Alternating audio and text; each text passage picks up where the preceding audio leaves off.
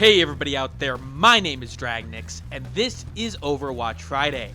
This is where I discuss issues in the gaming and tech world and talk about them with a little bit of Overwatch footage in the background. Cause I gotta use that footage somehow, you know? But before I begin talking about the topic this week, I do have a giveaway from the last Overwatch Monday to take care of. And the winner of that giveaway is on the screen right about now. For the person who won, my contact information on Steam is in the description below. In fact, if you just want to add me on Steam because you want a friend, well, yeah, the information's in the description. As for the giveaway for this week, I'm going to give away a copy of this game, which is on the screen right about now. But in order to enter, you have to do two things. One, you have to be subscribed to the channel, because of course I need some payment out of this. But two, you have to answer this question in the comment section below. And the question is this: has the decision by Platonic Games to remove Jontron from their game affected your decision on whether or not you're going to be looking at the game going forward? Which leads us into the topic for this week. Now, for those who don't know, Yooka-Laylee is a Kickstarted game, and it's done by some of the original developers behind Banjo-Kazooie and games like Conker's Bad Fur Day.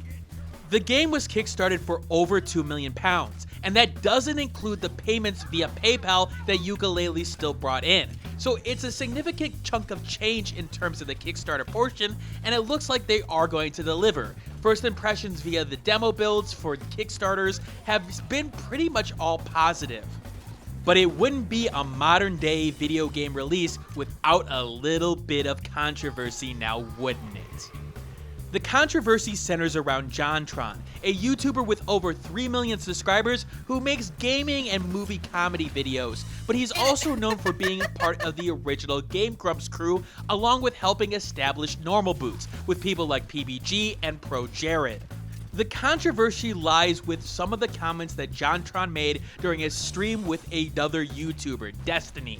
They had to do with issues regarding immigration and what exactly happened in the history of America. Now, I'm not going to go into it in this video. I want to focus more on the central issue that this video is going to center around, and I don't want to get into a politics discussion. Hell, that's part of the topic of this video.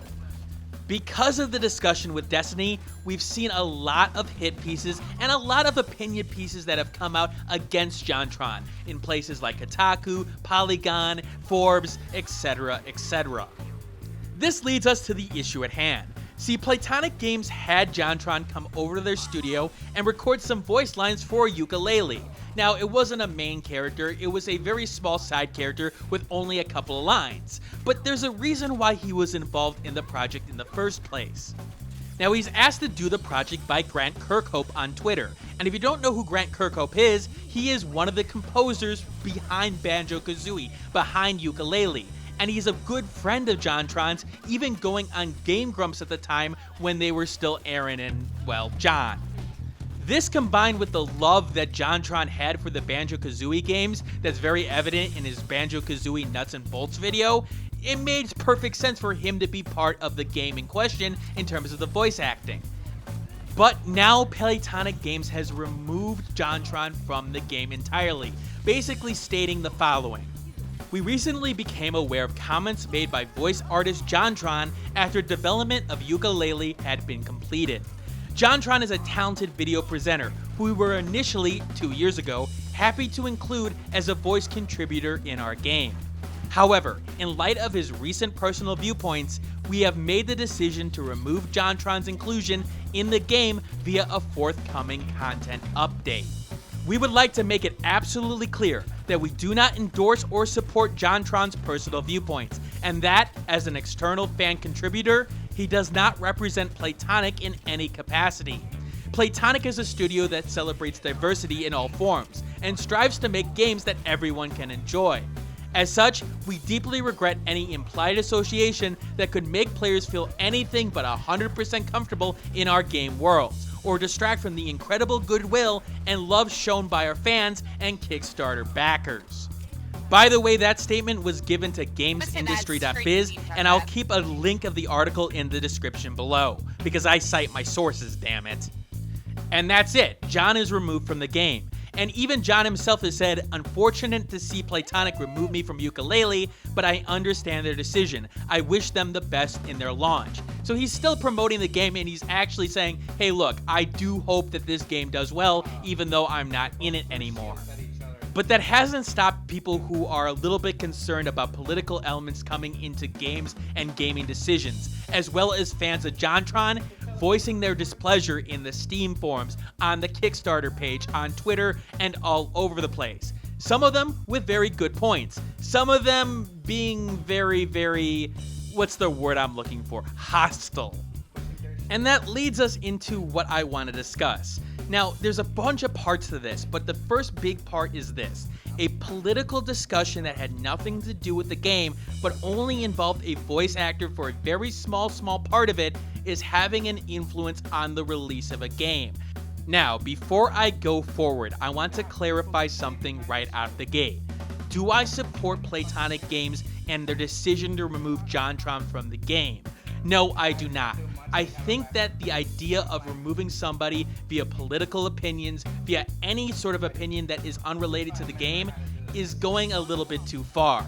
Again, games are art, and there's going to be controversial elements in art. But the thing is, it has nothing to do with this game in question, at least in my opinion.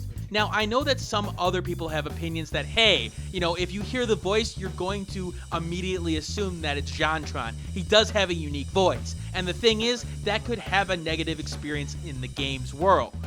I sort of agree with that, but there's ways to deal with that. Okay, if you don't want him to be a centerpiece in terms of the voice acting, then why not make it an option within the options menu? Tell people who are Jontron fans, hey look, you can still hear Jontron and his voice in the game, but for the major audience, okay, maybe replace it with someone else if you really think that he's making a huge difference in terms of the perception of your game. But I also have to say this. I support Playtonic Games and the decision they made. Now that may sound like a contradiction, but hear me out for a second.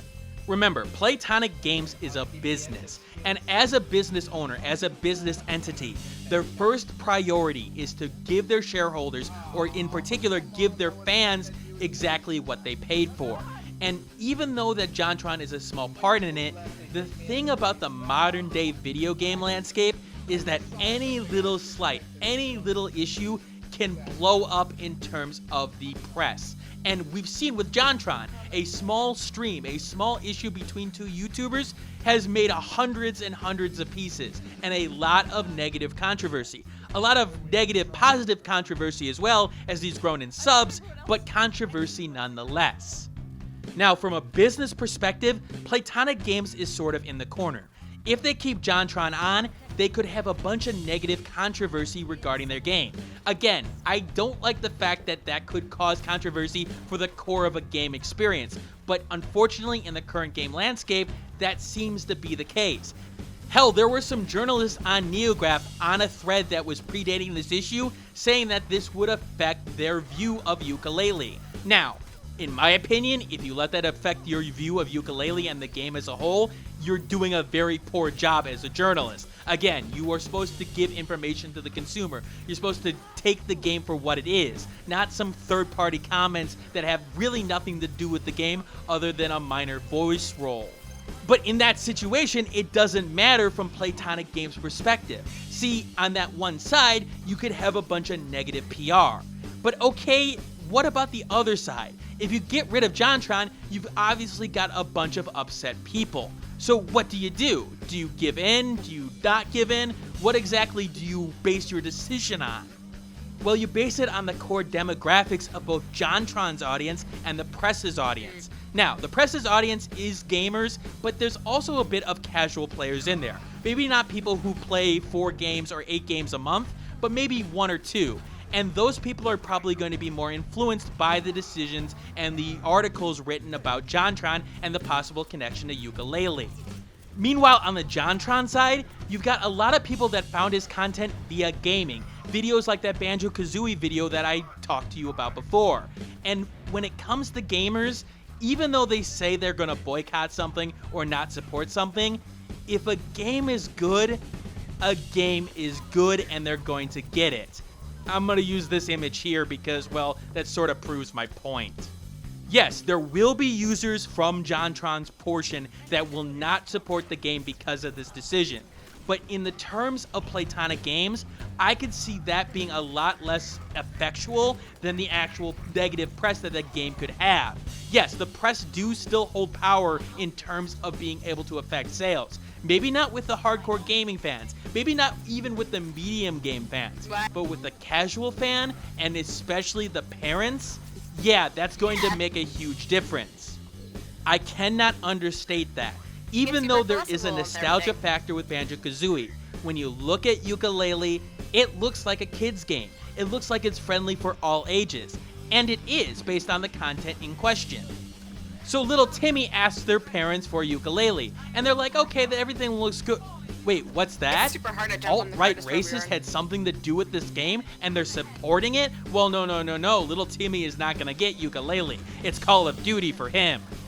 You may think that's absurd, but you haven't understand the parent's role in this. Again, a parent's role, especially somebody who's working a 9-to-5 job, they don't have a lot of time to look at things. They don't have a lot of time to look at what Timmy is playing. And while there are good parents out there who look at games, or at least, respect their kids' opinions on things in terms of the research and what they are getting, there are plenty of them where they're like, well, wait a minute, I need to look at this a little bit closer. I need to look at the content that is being created by these creators.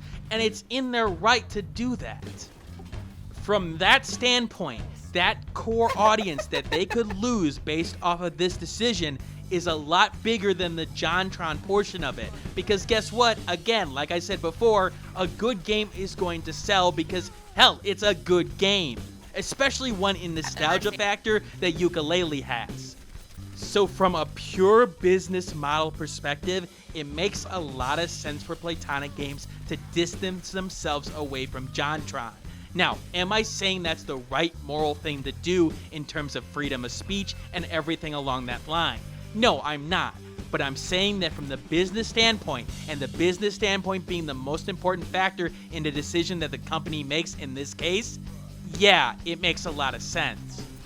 Is it unfortunate? Yes, it is, especially with somebody as passionate as Jontron, somebody who supported this project and was putting out the word to other creators to take a look, to kickstart the project in question. It is unfortunate that his opinions that have nothing to do with the game is going to get him out of the game, but unfortunately that's the current situation at hand. Now, that doesn't mean you can't make your voice heard, aka tell Playtonic Games that you're disappointed in the decision, that you're disappointed in what they did, and that may affect your decision supporting them going further in terms of Kickstarter and even buying the game, even though you may buy the game anyway. And I will be honest, it is a criteria to use in terms of not supporting developer based on those kind of decisions. It is not a criteria that I hold true and dear to my heart. I like the product to speak for itself. But I can't say that it is not a criteria, especially in today's modern day world. So go right ahead if you so desire. But I have to make something perfectly clear, and I'm going to get a little bit more heated in this portion of it. See, I've seen some people go after developers' Twitters in terms of people who are developing the game. And to me, that is insane. We saw it with Mass Effect Andromeda, but even with Mass Effect Andromeda, I understood it a little bit more because of the fact that the person in question advertised themselves as a facial animator, and guess what? The facial animation was bad. I still don't think that was a good reason to go after the person, but I at least understood where it was coming from to a very, very tiny extent. But in the case of developers who are related to the game, unless if they specifically say something about the situation, why do you assume that they are part of the decision-making process? The fact is they have to toe the company line. If they don't toe the company line, they're probably going to get in trouble. But if they stay silent and they have nothing to say about the situation, especially as developers, they're probably working on the game. They're probably trying to make the best gaming experience or don't want anything to do with the controversy. And they're not the ones who made the decisions, so why are you going after them? A bunch of Playtonic Games members had to private their Twitter because they were getting harassed with horrible messages. And I understand you're supposed to have a thick skin if you're supposed to be on the internet. But I would hope that the person's actions, the person's words would be what you would work off of. Not some small connection of, oh, they work for Platonic Games, obviously I should be upset with them. When they could be someone who, worked with Jontron, who wanted Jontron in the game, who actually had a negative opinion of what their company did. And they can't say anything because, well, they work for the company and that would be negative PR for their game. They can't say that, people. You want them to say it, you would hope they would say it, but they can't. This culture of jumping on people who have nothing to do with this situation at hand, or even if they do, don't exactly have a firm connection to the things at hand, aka you can't necessarily prove it, is part of the reason why we have the culture that we have today. Why will companies not talk with people?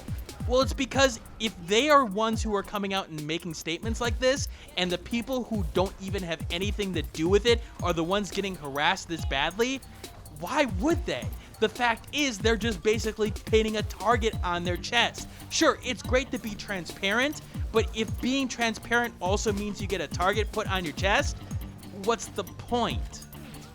I'm not saying that you should support Platonic Games' decision. In fact, I would make sure that you have your voice heard. Write them a letter, write them an email saying that you don't support their decision, but be rational, be reasonable about it. Understand that there are so many factors when it comes to these decisions, especially when it comes to developers, especially when it comes to the lower level people. Realize that they may be caught in the crossfire and approach a situation with understanding.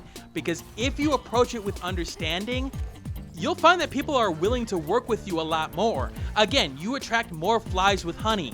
If you go after people who are smaller time, who don't have anything to do with the decision, and are calling them racist, calling them people who, they're SJWs, even though you have absolutely no clue who they are, and they've said nothing of the sort, why would people want to work with you? There's absolutely no reason. Now, I understand you are frustrated. I understand that the whole current environment in terms of political correctness is getting you frustrated. Trust me, I am frustrated by it too, because the fact is, opinions are what make the world go round. It is how we advance as a society. And if we are so scared to be able to put an opinion out there that it has this many negative consequences, we are going to regress as a society.